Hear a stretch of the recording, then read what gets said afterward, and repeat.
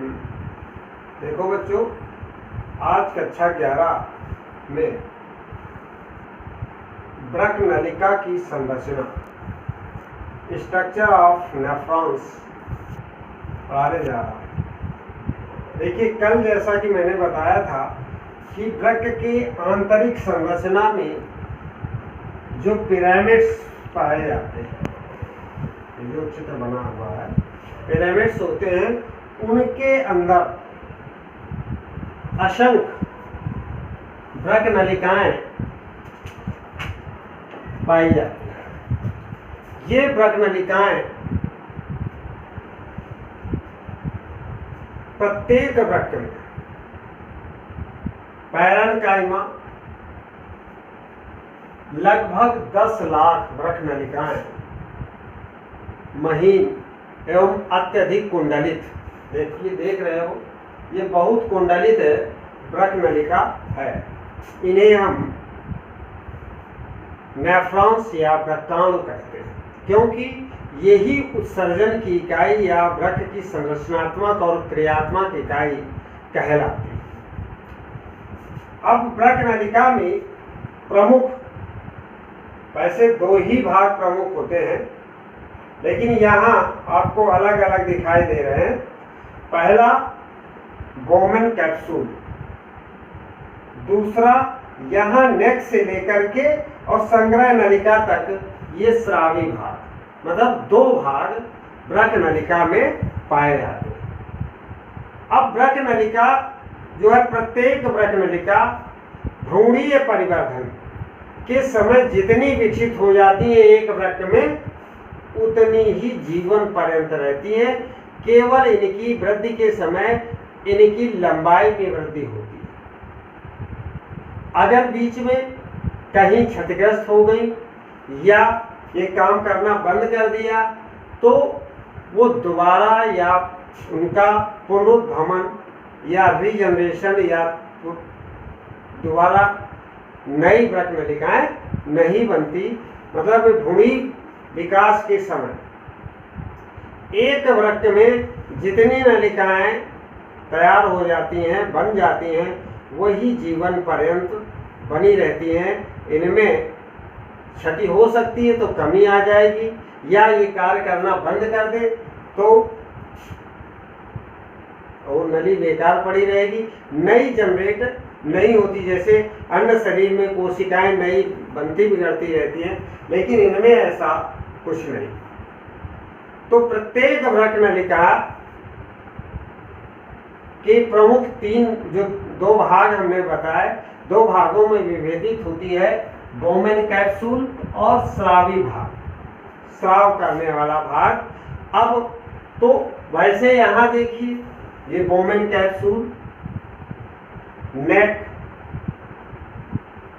Proximal convoluted loop या tables, मतलब समीपस्थ कुंडलित भाग, ये तीसरा यू के आकार की संरचना हेंडे लूप्स कहलाती है, हेले का लूप्स, और ये दूरस्थ कुंडलित भाग और संग्रह नलिका। तो प्रमुख भाग ये वृक्क, बोमेन कैप्सूल, और यहाँ से नेक से लेकर के संग्रह नलिका तक का दूसरा होता है जो कहलाता है स्रावी। ठीक, यही श्रावण का कार्य करता है। अब आ जाता है बोमेन कैप्सूल। बोमेन कैप्सूल ये कप लाइक संरचना होती है। कैसी होती है? कप लाइक संरचना होती है। एक जैसे बैलून के अंदर हम थोड़ा सा दाब दें तो कप जैसी संरचना बन जाती है, उसी तरह से ये अंदर की ओर धंसा हुआ भाग होता है। और इसके भीतरी सतह पर यहाँ और यहाँ ये एपिथेलियम कोशिकाओं का स्तर, इसके भीतरी सतह पर एक कोशिकाओं का स्तर होता है, जिन कोशिकाओं को हम कहते हैं पोडोसाइट कोशिकाएं। क्या कहते हैं? पोडोसाइट कोशिकाएं कहते हैं। ये पोडोसाइट कोशिकाएं छिद्रित होती है, इनके बीच बीच में छिद्र होते हैं तथा इनमें प्रवर्ध पाए जाते हैं, छोटे छोटे पैपिला निकले रहते हैं। और वो प्रवर्ध इस ग्लैमरस गुच्छ, जो ये ग्लैमरस भाग है, ये छोटी छोटी केशिकाओं का एक गुच्छ होता है जिसे हम ग्लैमरस गुच्छ कहते हैं। तो उनमें धंसा रहता है। अब रुधिर जो है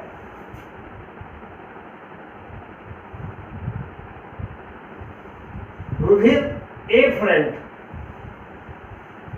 अपवाही, इसको हिंदी में कहते हैं अपवाही, और इसको अविवाही। तो अलग अलग इसमें दो रुधिर वाहिनियां होती हैं और कुछ केशिकाएं होती हैं जिनके द्वारा रुधिर अंदर आता है। ये अपवाही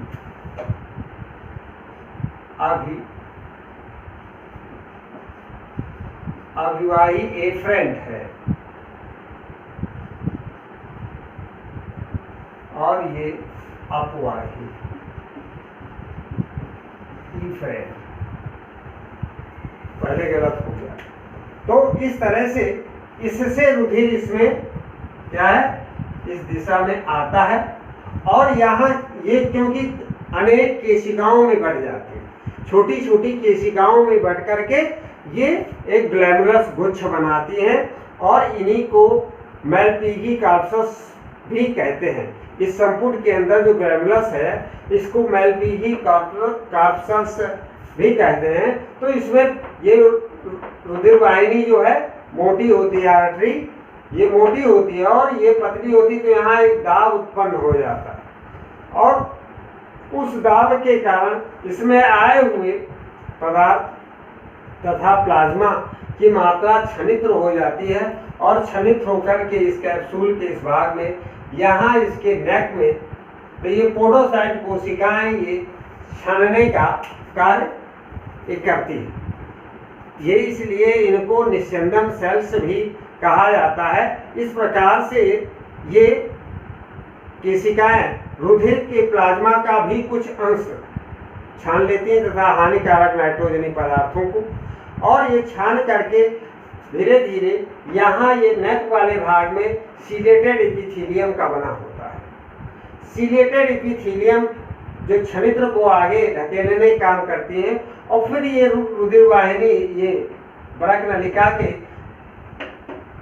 प्रॉक्सिमल भाग या प्रॉक्सिमल कुंडलित भाग या समीपस्थ कुंडलित भाग, इसी को प्रॉक्सिमल मीन्स होता है समीप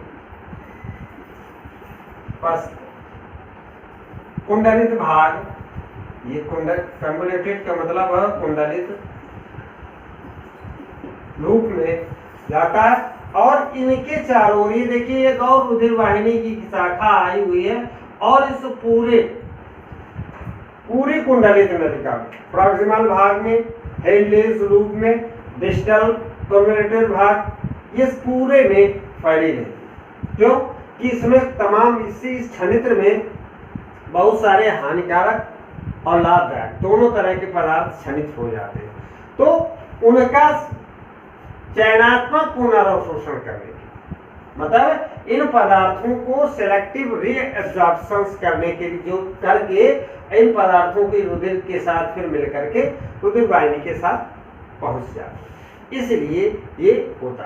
तो अब अविवाही धमनिका के द्वारा रुधिर यहाँ आता है, और अपवाही धमनिका के द्वारा ये बाहर जाता है। यहाँ से भी रुधिर आकर के इसी अपवाही धमनिका में जाता है, यहाँ से क्षणित एब्जॉर्ब करके फिर यहाँ पर, तो ये रुधिर केशिकाओं का परिनालिका केशिका जाल कहलाता है।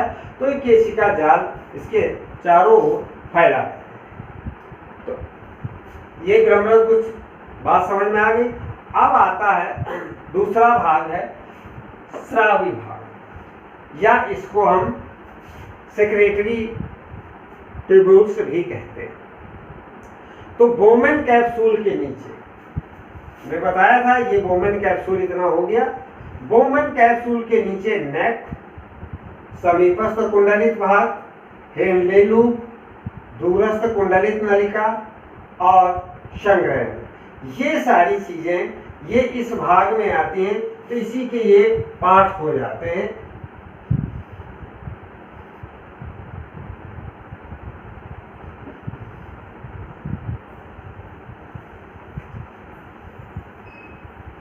स्रावी भाग में स्रावी भाग के पार्ट है ग्रीवा या यानी के नेक, दूसरा है समीपस्थ कुंडलित भाग, तीसरा है हेनले लूप और चौथा दूरस्थ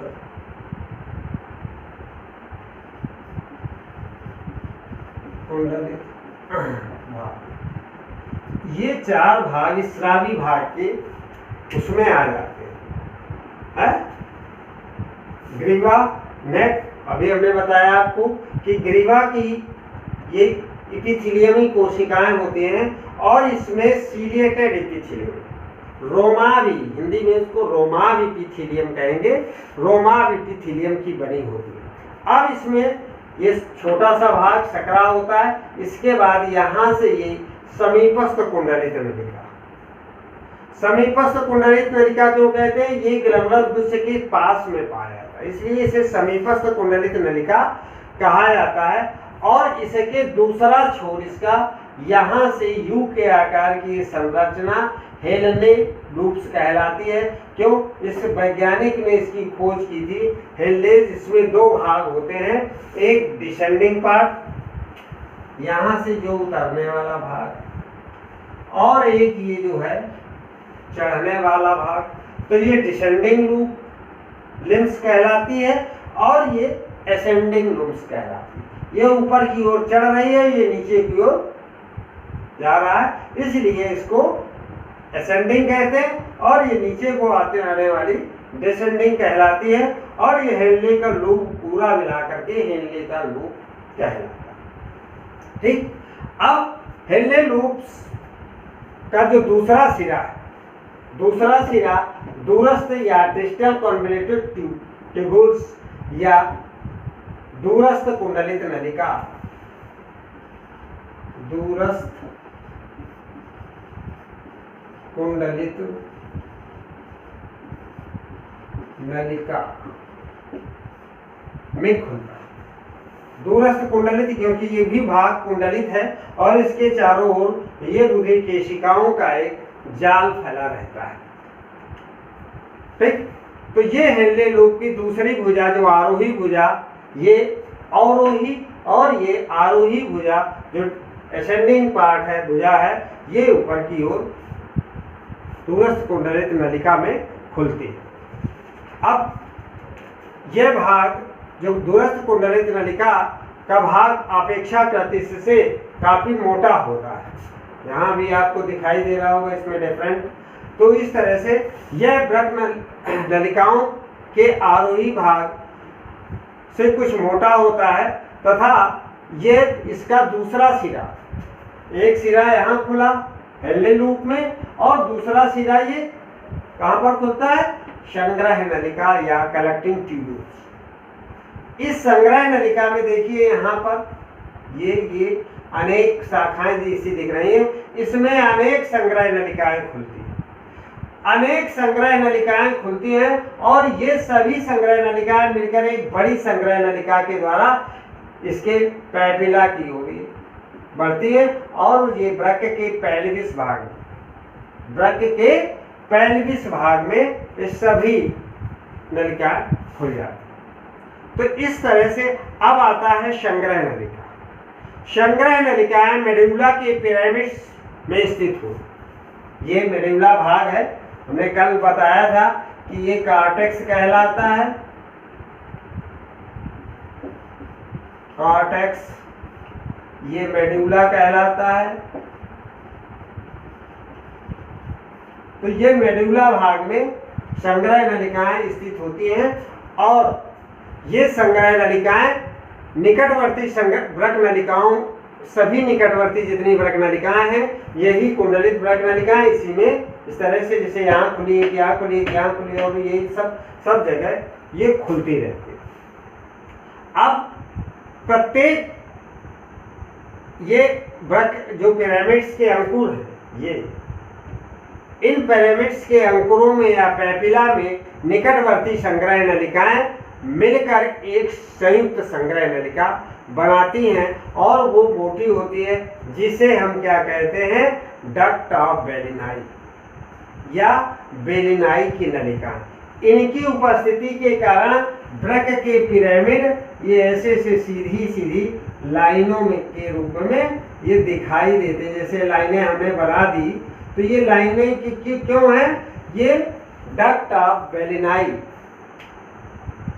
डक्ट्स ऑफ बेलिनाई के कारण या पैपिली डक्ट्स के कारण इनको दो नाम के थ्रू बेलिनाई ने खोज की थी, इसलिए इसको बेलिनाई की डक्टस ऑफ बेलिनाई कहते हैं। तो ये मिलकर के ऐसी सीधी रेखित दिखाई देती हैं और इनके जो शिखर भाग होते हैं ये मूत्रवाहिनियों में खुल जाते हैं। अब मूत्रवाहिनी ये जो पेल्विस भाग में खुलती हैं, अब ये एक प्रत्येक मूत्रवाहिनी का प्रारंभिक भाग जो होता है चौड़ा होता है, कीपनुमा। देखिए यहाँ ये पतली है, यहाँ ये कीपनुमा, और ये भाग इसी वृक्क के पेल्विस में खुलता है। अब ये कीपनुमा भाग जो है वृक्कद्रोणी या पेल्विस कहलाता है। ये वृक्कद्रोणी या ये भाग जो हमने बताया ये पेल्विस कहलाता है, इसी में खुल जाते हैं। अब यहाँ पर वृक्कोटर या वृक्कद्रोणी में पेल्विस से छोटी छोटी शाखाओं में बटा होता है, जिन्हें मुख पुटक या कैलिक्स, मेजर कैलिक्स कहते हैं। प्रत्येक मुख पुटक में या मेजर कैलिक्स में 2 या 3 लघु पुटक, छोटे छोटे माइनर पुटक पाए जाते हैं, और ये पुटक जो होते हैं या कैलिक्स कहलाते हैं। ये प्रत्येक पुटक वृक्क अंकुर या वृक्क पैपिले को प्यालेनुमा बनाए रखते हैं। ये जो भाग है इसको प्यालेनुमा बनाए रखते हैं। इस प्रकार से ये इसकी आंतरिक संरचना में कि 10 लाख संख्या में वृक्क में, प्रत्येक वृक्क में पाई जाती है। तो ये हो गई वृक्क नलिका या स्ट्रक्चर ऑफ नेफ्रॉन्स। इसको नेफ्रॉन्स भी कहते हैं, वृक्क नलिका वैसे कहते हैं। ये उत्सर्जन की इकाई कहलाती है या वृक्कों की इकाई कहलाती है। अब आता है कि वृक्क नलिकाएं होती कितने प्रकार। वृक्क नलिकाएं 2 प्रकार की होती हैं। मनुष्य या स्तनियों में वृक्क नलिकाओं इनकी स्थिति के आधार पर हेनले लूप की लंबाई तथा रुधिर सप्लाई से स्पष्ट भिन्नता के कारण इन्हें 2 भागों में बांट दिया गया। एक को हम कहते हैं बल्कीय वृक्क नलिकाएं,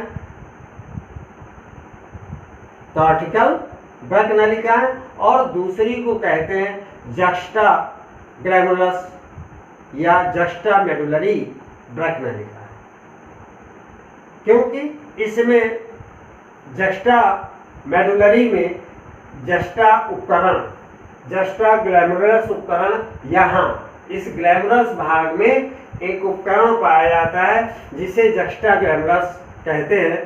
तो अब इसमें दोनों वृक्क नलिकाएं क्या हैं, जो बल्कीय है या कॉर्टिकल है, ये अपेक्षाकृत छोटी होती है। पहले प्रकार की जो हमने बताया बल्कीय वृक्क नलिकाएं या इनको हम कॉर्टिकल नेफ्रॉन्स कहते हैं, ये अपेक्षाकृत जस्टा ग्लैमुलस की अपेक्षाकृत छोटी होती हैं। इनमें बोमेन कैप्सूल, जो बोमेन संपुट ये भाग है, बोमेन संपुट जो की सतह पर काफी निकट स्थित होता है। बोमेन संपुट वृक्क की सतह पर काफी निकट होता है। इनके हेनले लूप में काफी छोटे छोटे वृक्क मज्जक या मेडुलरीज भाग पाए जाते हैं।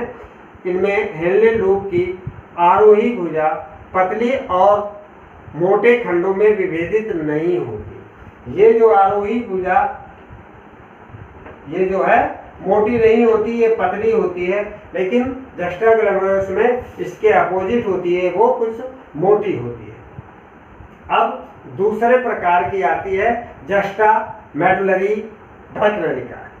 जस्टा मेडुलरी भ्रक नलिकाएं अपेक्षाकृत कॉर्टिकल भ्रक नलिकाओं से बड़ी होती है। इनके बोमेन संपुट जो होते हैं वृक्क के वल्कीय तथा मज्जकीय भागों के संगम क्षेत्र में, जहां दोनों मिलते हैं उस क्षेत्र में पाए जाते हैं। इनके हेनले लूप काफी लंबे होते हैं। ये हेनले लूप यहाँ से इनकी लंबाई अपेक्षाकृत वल्कीय नलिकाओं या कॉर्टिकल भ्रक नलिकाओं की अपेक्षा लंबे होते हैं तथा वासा रेक्टा पाया जाता है। इसमें आरोही भुजा, अवरोही भुजा, आरोही भुजा पतली तथा अवरोही भुजा ये डिसेंडिंग पतली और एसेंडिंग अपेक्षाकृत मोटी होती है। तो वासा रेक्टा ये द्वारा अलग अलग विभेदित होती है। इस प्रकार से ये दोनों नलिकाएं भ्रक नलिकाएं, जैसा कि अभी कहाँ गया कपड़ा,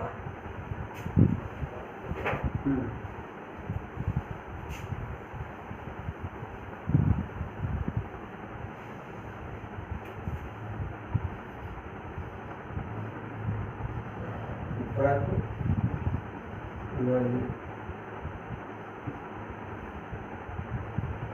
के भेद है, दो प्रकार की होती है। नंबर 1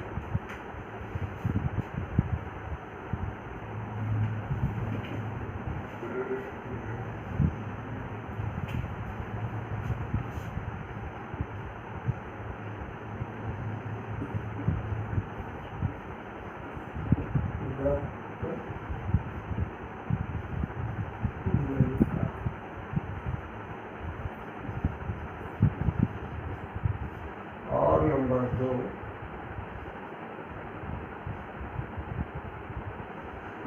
जस्टा मेडुलरी भ्रक नलिका। ये दो भेद होते हैं। ये दोनों को मैं बता दिया। अब आज दैट्स ऑल, इतना ही।